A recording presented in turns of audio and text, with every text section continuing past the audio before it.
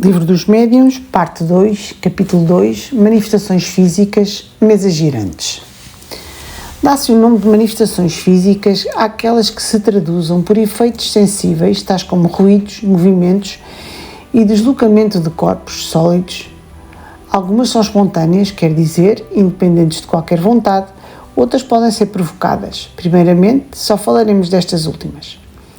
O efeito mais simples e um dos princípios que foram observados consiste no movimento circular empregado a uma mesa. Este efeito igualmente se produz com qualquer outro objeto, mas como a mesa é o que mais foi usado, porque era o mais cómodo, o nome de mesas girantes prevaleceu para a designação desse tipo de fenómeno. Quando dizemos que este efeito foi um dos primeiros que têm sido observados, queremos dizer nestes últimos tempos, porque é bem certo de que todos os géneros de manifestações eram conhecidos desde os tempos mais remotos e não poderiam ser de outra maneira. Tertuliano fala das mesas girantes e falantes em termos explícitos. Durante algum tempo, esse fenómeno alimentou a curiosidade dos salões, depois largaram-no para passar a outras distrações, pois não passava de uma distração. Duas causas contribuíram para o abandono das mesas girantes: a moda das pessoas frívolas, que raramente dedicam 2 invernos ao mesmo divertimento, mas que para tais fenómenos ainda deram 3 ou 4 meses, uma coisa prodigiosa para eles. Já para as pessoas sérias e observadoras, dali saiu uma coisa grave que prevaleceu. Se eles desprezaram as mesas girantes, foi porque se ocuparam com as consequências bem mais importantes em seus resultados. Trocaram o alfabeto pela ciência. Eis todo o segredo desse aparente abandono pelo qual os zombadores tanto fazem barulho. Seja como for, as mesas girantes não deixam de ser o ponto de partida da doutrina espírita e a esse respeito devemos algumas explicações, ainda mais que mostrando os fenómenos da sua maior simplicidade, o estudo das causas ficará mais fácil e a teoria, uma vez firmada, nos dará a chave dos efeitos mais complicados. Para a realização do fenómeno é precisa a intervenção de uma ou mais pessoas dotadas de uma aptidão a quem designamos pelo nome de médiuns. O número dos cooperadores é indiferente, a não ser que nessa quantidade possam encontrar-se alguns médiuns desconhecidos.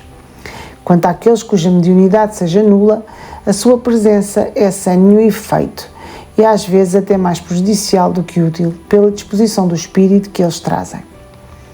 Nesse aspecto, os médiuns dispõem de uma força maior ou menor e por isso produzem efeitos mais ou menos evidentes. Às vezes uma pessoa médium poderoso produzirá sozinha mais do que outros 20 médiuns juntos.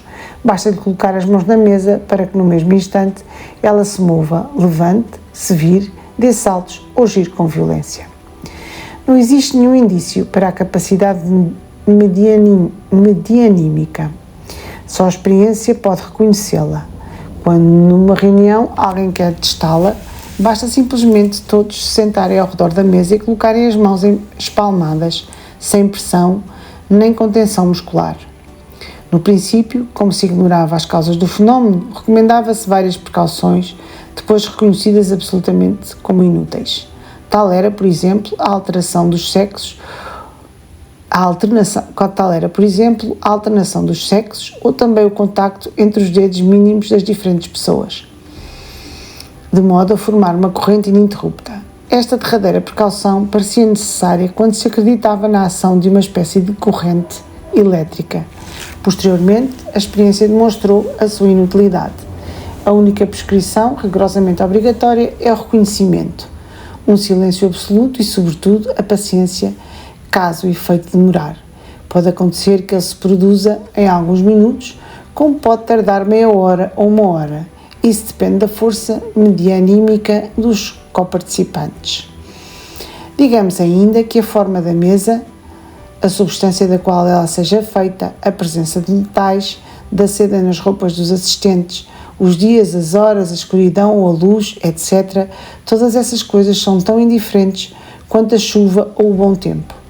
Apenas o volume da mesa tem alguma coisa a ver, mas somente no caso em que a força medianímica seria insuficiente para vencer a sua resistência.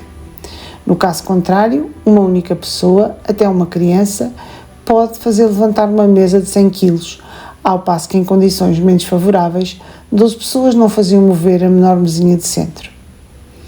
Estando as coisas nesta situação, quando o efeito começa a se manifestar, geralmente ouve-se um pequeno estalo na mesa, sente-se como que um tremor, que é o prelúdio do movimento, a mesa parece fazer esforços para dar partida e depois o movimento de rotação se anuncia, acelera ao ponto de adquirir uma rapidez tal que os assistentes têm toda a dificuldade do mundo para acompanhá-lo.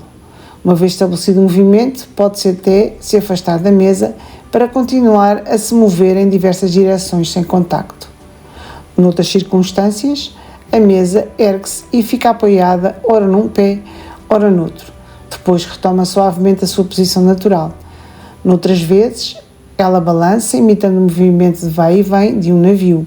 De outras vezes, enfim, conquanto neste caso seja necessária uma força medianímica considerável, a mesa destaca-se completamente do solo e mantém-se em equilíbrio no espaço sem nenhum ponto de apoio, não raro se levantando até o teto, de tal modo que se possa passar por baixo dela,